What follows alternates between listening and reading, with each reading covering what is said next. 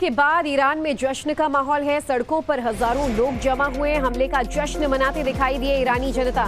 तो ईरान के लोग जो हैं वो इसे बदले की कार्रवाई मानते हुए जश्न मनाने लगे कि जिस तरीके से ईरान ने बदला लिया है ये एक जीत की बात है। और इसीलिए आप देखिए ईरान की सड़कों पर लोग एक तरीके से यहाँ पर जश्न मनाते नजर आए। सड़क पर उमड़ी ये भारी भीड़, ईरान की ये जनता ईरानी झंडे लहराती नजर आई और मोबाइल टॉर्च की रोशनी से एक तरीके से विक्ट्री या जीत का जो दावा है वो यहाँ पर लोग करते नजर आए। ये ईरान के सड़कों की तस्वीर है जहां ऐसा लग रहा है जैसे कोई बड़ा कॉन्सर्ट हो रहा हो और बड़ी हुजूम जो है यहाँ पर देखने को मिल रही है। इजराइल के ऊपर किए गए हमले के बाद दरअसल ईरान में मन रहे जश्न की ये तस्वीर है जहां लोगों ने इस बात की खुशी मनाई कि किस तरीके से IRGC ने बदला लिया है।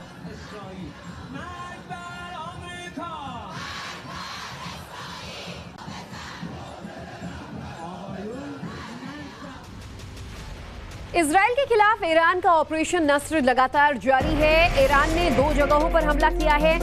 तेल नोफ नेवातिम में ईरान का मिसाइल हमला हुआ है। दोनों शहरों में इजराइल के एयरफोर्स बेस पर अटैक हुआ है। तो तस्वीरें आपको दिखा रहे हैं, इजराइल के अहम अड्डों पर हमला किया गया ईरान की तरफ से। और बताया जा रहा है तेल नोफ और तेल नेवातिम में ये मिसाइल अटैक किए गए। पहले तो ये तस्वीरें आप देखिए जहां ऑपरेशन नस्र के तहत ये कार्रवाई की गई।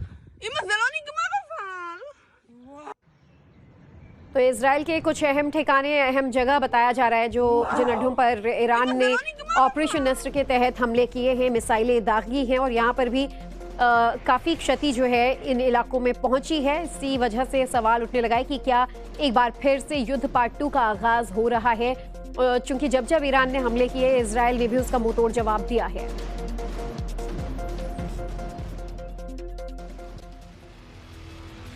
तो अब आपको महायुद्ध में सीज फायर टूटने की बड़ी वजहें बताते हैं। देखिए, सबसे पहली वजह है लेबनान पर इजराइल के लगातार हो रहे हमले। वहीं हॉर्मुज पर बात नहीं बन रही है। न्यूक्लियर की शर्तों पर अभी तक ईरान की तरफ से असहमति है और इस वजह से युद्ध विराम जो है वो असमंजस में लटका हुआ है कि आखिर युद्ध विराम है भी या नहीं। और अब आपको बताते हैं इजराइल के खिलाफ ऑपरेशन नस्र चलाकर आखिरकार ईरान ने 2 जगहों को ही क्यों टारगेट किया और ये जगह इजराइल के लिए कितनी जरूरी थी। तो ईरान ने इजराइल के खिलाफ ये ऑपरेशन नस्र शुरू किया है। इसमें तेल नोफ और नेवातीम जैसे 2 अहम टारगेट्स हैं जिसे ईरान ने टारगेट किया। ईरान के हमले में इजराइल को काफी नुकसान भी पहुंचा है। तेल नोफ और नेवातीम में इजराइल के आर्मी बेसेस मौजूद हैं। नेवातीम में महत्वपूर्ण इजरायली वायुसेना का बेस है, तो तेल नोफ में भी इजराइल का जो एयरफोर्स बेस है वो मौजूद है। अब दोनों जगहों पर स्टेल्थ विमानों का मुख्य ठिकाना है। और तेल नोफ की बात करें तो यहाँ F-35 कि 3 प्रमुख स्क्वाड्रन्स तैनात हैं और वहीं नेवातिम में इजराइल के F-15 ईगल विमान मौजूद हैं। और इन ठिकानों को अगर नेस्तनाबूद कर देता है ईरान तो इजराइल को बड़ी सैनिक क्षति हो सकती है और इसीलिए इन 2 ठिकानों को इजराइल के लिए भी बेहद अहम माना जा रहा है। वहीं ईरान पर इजराइल का एक और बड़ा हमला हुआ है। नजफाबाद शहर के पास इजराइल ने हमला किया। आपको बता दें नजफाबाद इस्फहान प्रांत में एक अहम जगह है।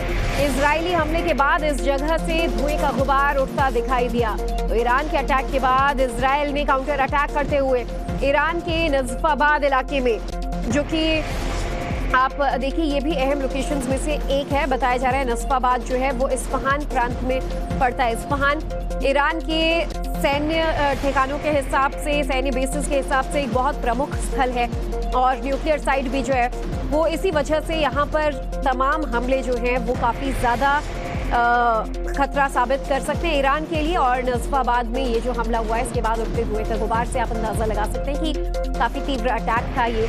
इजराइल की तरफ से टारगेटेड अटैक्स किए जा रहे हैं ईरान की तरफ भी और इस बार नजफाबाद में ये अटैक किया गया है।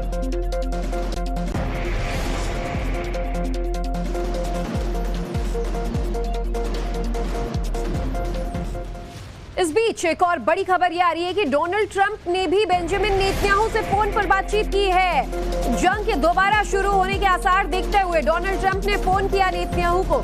सीज फायर टूटने के बाद दोनों ने फोन पर बात की।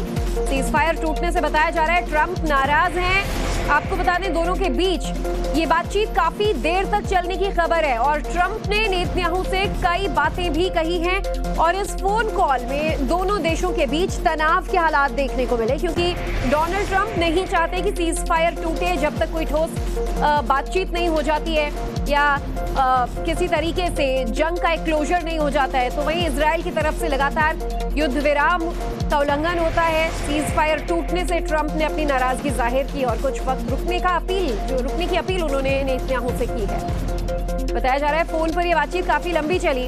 डोनाल्ड ट्रंप ने बेंजामिन नेतन्याहू को यह समझाने की कोशिश की कि वो हमले रोके, कुछ वक्त का और इंतजार करें और इसके बाद दोबारा मिलकर जंग लड़ेंगे।